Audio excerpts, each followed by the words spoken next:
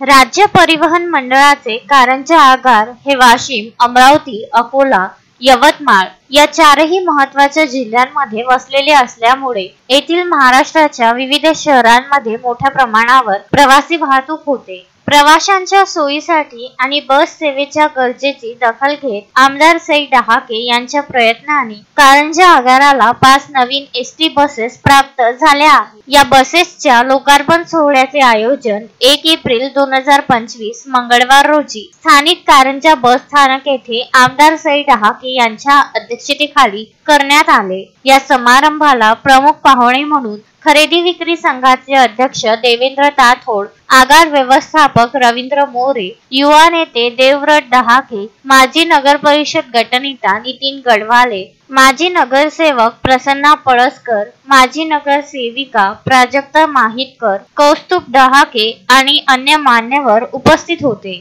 Akshay Lotay, Vidarbha news, Karanja Lad.